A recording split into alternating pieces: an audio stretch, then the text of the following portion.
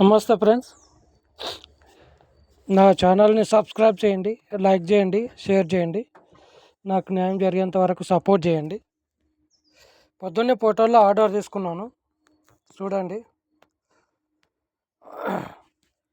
First pickup లొకేషన్కి వెళ్ళడానికి 8 కిలోమీటర్లు 21 నిమిషాలు ఆర్డర్. ఈ ఆర్డర్ డీటెయిల్స్ ఇది. పికప్ పైన డ్రాప్ ఇక్కడ.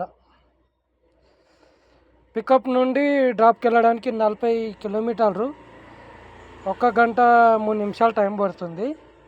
అదే ఇంకో రూట్లో 2 రూట్లు చూపించింది కదా, సెకండ్ రూట్ చూడండి. సెకండ్ రూట్కు 32 కిలోమీటర్లు, గంట 20 నిమిషాలు. 40 కిలోమీటర్లకు గంట 3 నిమిషాలు పడితే 32 కిలోమీటర్లకు గంట 20 నిమిషాలు పట్టింది. అంటే 8 కిలోమీటర్లు ఎక్కువ. కిలోమీటర్లు ఎక్కువ వెళ్తే ఆ కిలోమీటర్ల అమౌంట్ రాదు పోర్టల్లో, బట్ టైము తొందరగా వెళ్తాం అన్నట్లు. బట్ అదే తక్కువ కిలోమీటర్లు వెళ్తే టైం ఎక్కువ పడుతుంది, డీజిల్ ఎక్కువ తాగుతుంది, ఆ టైంకు విలువ కట్టిస్తలేవు. ఎటు పోయినా 2 అంకల్లా నష్టపోయేది డ్రైవరే. ఇటు పోర్టర్ నష్టపోతలేడు, కస్టమర్ నష్టపోతలేడు. తిరిగి వెళ్తే తొందరగా వెళ్తాము, బట్ కిలోమీటర్ విలువ కట్టిస్తలేడు.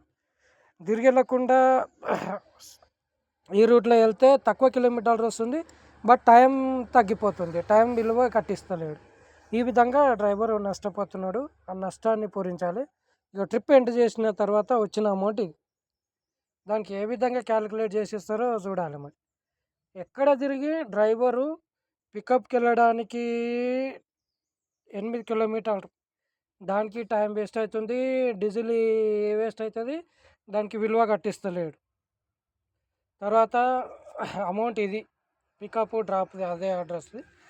ఇగో ఫస్ట్ లొకేషన్ అంటే ఒక ట్రాఫిక్ లేని లొకేషన్ నుంచి వెళ్తే కిలోమీటర్ ఎక్కువ అవుతుంది, టైం తక్కువ అవుతుంది, ఆ కిలోమీటర్ అమౌంట్ కట్టిస్తలేదు.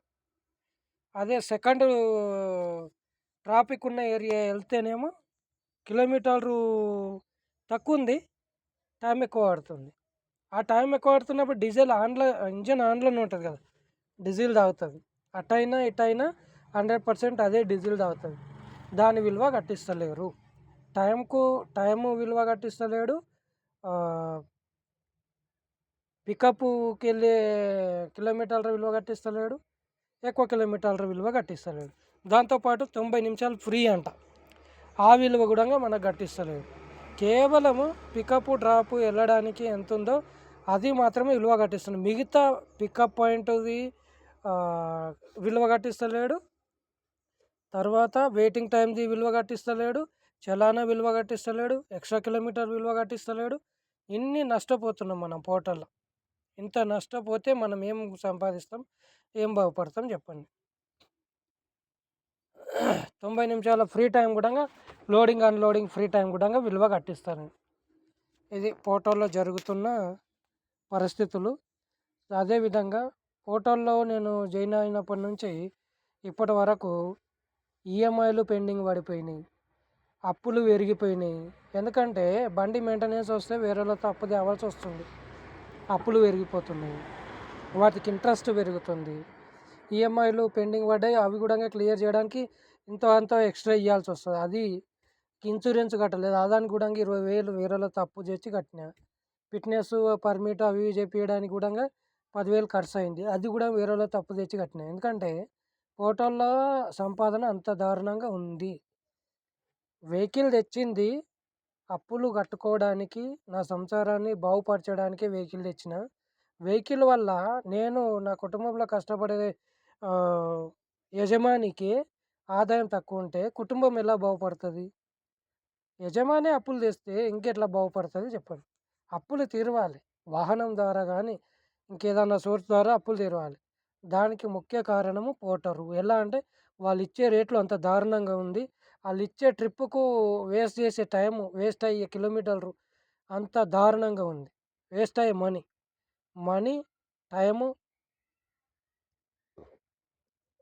మిషనరీ యొక్క విలువ ఇంత వేస్ట్ అవుతుంది. కాబట్టి పోర్టర్ బాధ్యత వహించాలి, ఆ వేస్ట్కు వాల్యూ కట్టాలి మాకు.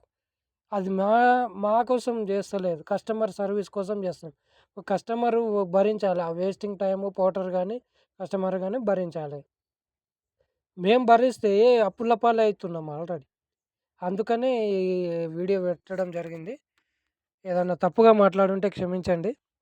ఎందుకంటే దేశంలో ఉన్న ప్రతి పౌరుడు, ప్రతి ఒక్క యువకునిది దేశ సంపాదనకు మూలం. తన కష్టపడ్డ సంపాదన దేశంలో ప్రతి ఒక్కరు బాగుంటేనే దేశము బాగున్నట్ల. దేశంలో ఒక్కరి నుండి ఇంకొకరికి ఫైనాన్షియల్ ఎఫెక్ట్ పడతది. కరోనా ఎట్లా ప్రపంచాలు పాకిందో సేమ్ అదే విధంగా ఒకరి నుండి ఒకరికి బర్డెన్ పడతది. పని లేకుండా దేశంలో ఉత్తగున్న యువకులకు సపోర్ట్ ఇచ్చి దేశ సంపాదన పెంచాలి. బట్ అదే విధంగా పని చేసే వాళ్ళకు కరెక్టు ఆదాయం కలుగుతుందా లేదా అనేది గూడంగా ప్రభుత్వము నిర్ణయం తీసుకొని సపోర్ట్ చేయాలి. Thank you.